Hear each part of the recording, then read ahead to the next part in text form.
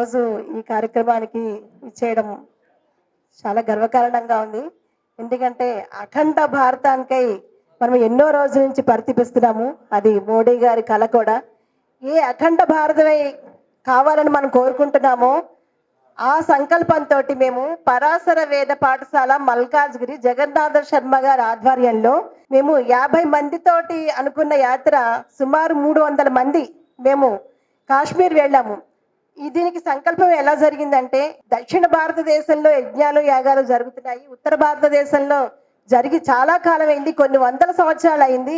మరి మీరు వచ్చి మా కాశ్మీర్లో మీరు యజ్ఞ యాగాలు చేయండి అని చెప్పి కాశ్మీర్ పండితులు కోరడం జరిగింది. మరి 4 సంవత్సరాల నుంచి జరుగుతున్నా కూడా వెళ్ళడానికి ధైర్యం సరిపోలేదు. ఎప్పుడైతే 370 ఆర్టికల్ రద్దు చేశారో ధైర్యం చేసుకుని ఈ యొక్క కార్యక్రమాన్ని మరి జరపడం జరిగింది. 50 మంది అనుకున్నది 300 మంది వెళ్ళాము. మేము గర్వంగా చెప్పుకుంటున్నాం ఏంటంటే తీత్వాల్ సర్వజ్ఞ పీఠానికి మేము వెళ్ళగలిగాము అంటే అసలు నిజంగా ఒక టూరిస్ట్గా ఉన్న వాళ్ళు ఎవరు కూడా తీత్వాల్ వెళ్ళలేరు, సర్వజ్ఞ పీఠానికి వెళ్ళి దర్శనం చేసుకోలేరు.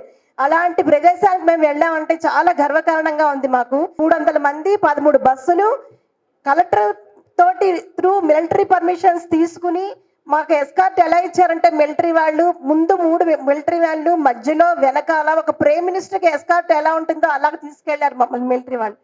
అది బారాముల్లా వెళ్ళాం, తుల్లముల్లా వెళ్ళాం, నరనాగ్ వెళ్ళాం, సర్వజ్ఞపీఠం వెళ్ళాం, తీత్వాల్ వెళ్ళాం. ఎక్కడ అసలు మనందరికీ ఒరిస్సాలో ఉన్న కోణార్క్ టెంపులే అందరికీ తెలుసు, సూర్యనారాయణమూర్తిది. కానీ శ్రీనగర్ నడిబొడ్డులో ఉంది సూర్య మార్తాండ ఆలయం, సేమ్ కోణార్క్ లానే ఉంటుంది. అక్కడ సూర్యనారాయణమూర్తి బాల రూపంలో ఉంటాడు.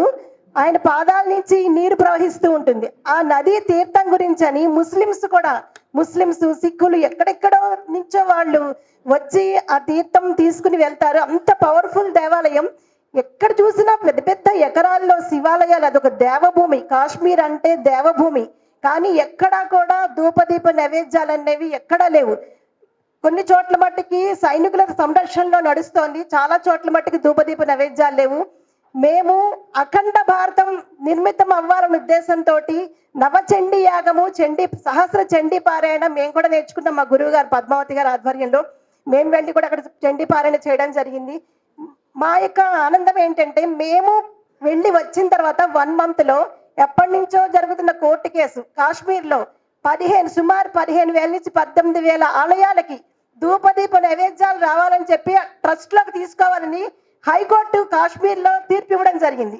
నిజంగా మాకు చాలా ఆనందం వేసింది. అంటే ఒక దైవ మంత్రము ప్రకృతిలో ఎట్లాగా వెళ్తున్నది, దాని యొక్క శక్తి ఎలా ఉంటుందన్నది మనం ఏదైతే సంకల్పం చేసుకుని వెళ్ళామో అది మేము సాక్షాత్ మేమే నిదర్శనం. మాకు చాలా చాలా ఆనందంగా ఉంది. షోపియాన్లో శైలపుత్రి అమ్మవారు ఉంటుంది అన్నమాట. అక్కడ ఎక్కడున్నా కూడా 1% హిందువులు. ఆ హిందువులు మేము సేవ చేసుకోవడానికే మేము ఉన్నాము, చనిపోతే ఇక్కడే చనిపోతాం అని చెప్పి వాళ్ళు స్వామి వారికి సేవ చేసుకోవడం గురించి అక్కడే తరతరాలుగా ఆ కుటుంబం వాళ్ళు అక్కడే ఉన్నారు. అక్కడ మట్టికి ఎన్నోసార్లు ఇలాగ ఘటనలు జరిగాయి అన్నమాట.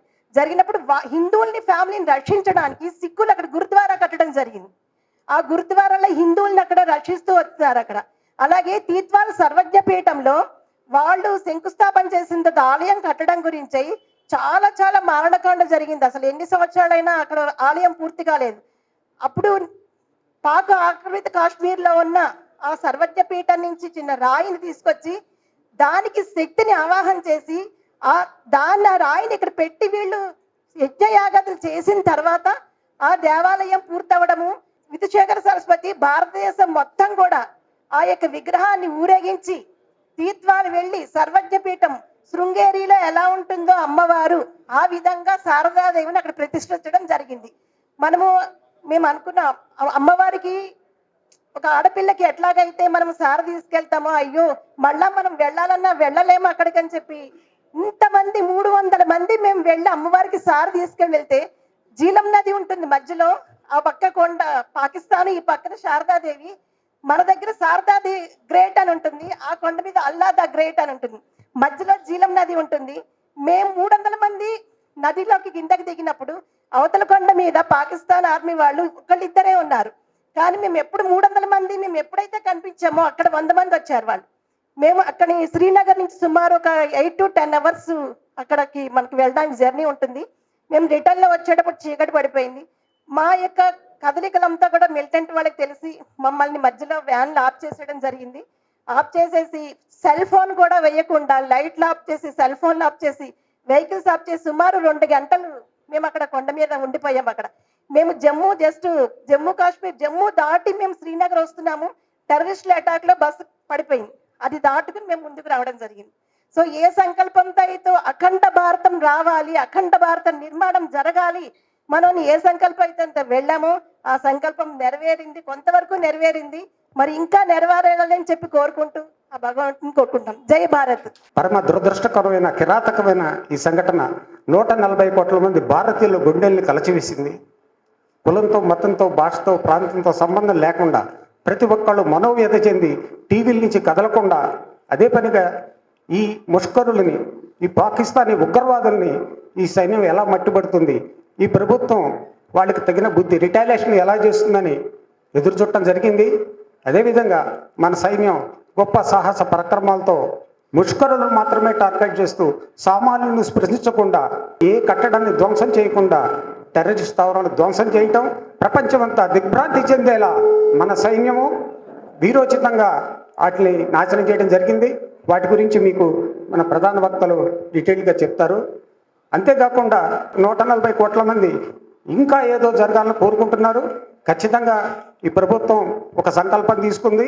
ప్రపంచంలో ఏ మూల ఉగ్రవాది ఉన్నా సరే ఆ ఉగ్రవాదిని మట్టుబెట్టి ఈ ప్రజల్ని, ఒక భారత ప్రజల్నే కాకుండా ఈ ప్రపంచంలోని ప్రతి ప్రజల్ని, ప్రతి అమాయకుడిని కాపాడటానికి దృఢమైన సంకల్పం ఈ ప్రభుత్వం తీసుకుంది. ఈ విషయంలో 140 కోట్ల మంది భారతీయులందరికీ ఖచ్చితంగా స్వాంతన కలిగేలా ముందు కార్యక్రమాలు ఉంటాయని నేను భావిస్తున్నాను. శాంతిని కోరుకునే భారతదేశం ఎప్పుడూ దురాక్రమణ చేయలేదు. ఈ దురాక్రమణ శక్తి అయినటువంటి పాకిస్తాన్, నాకు ఏమాత్రం సందేహం ఏమాత్రం లేదు. There is no hypocrisy at all. ఇది దుర్మార్గమైన, దుష్టమైన దేశము. ఇది అరాచక శక్తులకు మూల కారణం. ఆ దేశంలో ఉన్నటువంటి మంత్రులే స్వయంగా as we breed terrorist, ours is a terrorist country అని డిక్లేర్ చేయడం జరిగింది. ఇది ప్రజలందరూ విన్నారు. కాబట్టి అటువంటి మానవత్వం లేని వాళ్ళని ఖచ్చితంగా ఈ ప్రభుత్వం యాక్షన్ తీసుకుంటుంది అని నాకైతే సంపూర్ణ నమ్మకం ఉంది. సదాశివ సమారంభం శంకరాచార్య మధ్యమాం అస్మదాచార్య పర్యంతం వందే గురు పరంపరాం. ఓం శ్రీ గురుభ్యో నమః. ప్రస్తుత పరిస్థితులన్నీ మనకి తెలుసు. 2 విషయాలు, మరి 1 నేషన్ 1 ఎలక్షన్ అనే విషయం మీద పెద్దలు రామచంద్రరావు గారు విశ్లేషిస్తారు. దాని యొక్క సాధక బాధకాలు, సాధ్యమా, సాధ్యమైతే ఏమిటి, వాటి మంచి చెడ్డలు మనకి అలా నిర్వహించుకుంటే, ఓకే ఎలక్షన్ నిర్వహించుకుంటే మొత్తం దేశం అంతా మనకి ప్రయోజనాలు ఏమిటి, వాళ్ళ వల్ల నష్టాలు ఏమిటి అనేటటువంటి విషయాలన్నీ కూడా పెద్దలు మనకి చెప్తారు. ఇక 2వ విషయం, చాలా దురదృష్టకరమైనటువంటి సంఘటన మనం చూస్తూ ఉన్నాం. ప్రస్తుత పరిస్థితి అంతా కూడా చాలా బాధాకరంగా, తీవ్రంగా మనందరినీ, మన మనసుల్ని కలత పెడుతూ ఉన్నటువంటి సమయం, సందర్భం కూడా. అటువంటి సందర్భంలో వీరోచితంగా పోరాడినటువంటి 2 స్త్రీమూర్తుల గురించి కూడా చక్కగా సాయికృష్ణ గారు చెప్పబోతూ ఉన్నారు. ఎంత సంతోషకరం. ముదితలు నేర్వగరాని విద్య గలదే ముద్దార నేర్పింపగన్ అని మన పెద్దలు చెప్పినట్లుగా స్త్రీలు నిర్వహించలేని కార్యక్రమమే లేదు, రంగమే లేదు అని చెప్పి మనకి చాలా చక్కగా నిరూపించినటువంటి స్త్రీమూర్తులు, వారిద్దరికీ కూడా శుభాభినందనలు తెలియజేస్తూ, ప్రతి రంగంలోనూ కూడా స్త్రీమూర్తులు ఎప్పటి నుంచో మనకి వేదకాలం నుంచి కూడా స్త్రీలను గౌరవించడం, స్త్రీమూర్తుల సాహసాలు, వారి యొక్క పాతివ్రత్యం, అనేక రంగాల్లో వారి ప్రావీణ్యం అన్నీ చూస్తూనే ఉన్నాం. మనకి తెలుసు, భరతమాత ముద్దు బిడ్డలుగా స్త్రీమూర్తులు అన్ని రంగాల్లోనూ కూడా ముందున్నారు. సాధారణమైనటువంటి రంగాలైనటువంటి ఉపాధ్యాయుని దగ్గర నుంచి నర్సులే కాదు, డాక్టర్లే కాదు, అనేక రంగాల్లో ఎంతో విజయపథంలో ముందుకు పెడుతున్నట్లుగా మనకి తెలుసు. అదేవిధంగా ఈనాడు యుద్ధ కమాండర్స్గా, వింగ్ కమాండర్గా మరి 2 స్త్రీమూర్తులు కూడా అతి కష్టతరమైనటువంటి సందర్భం, ముష్కరుల్ని తొదముట్టించినటువంటి ఈ సందర్భంలో మనం అందరం కూడా చాలా గర్వించాలి.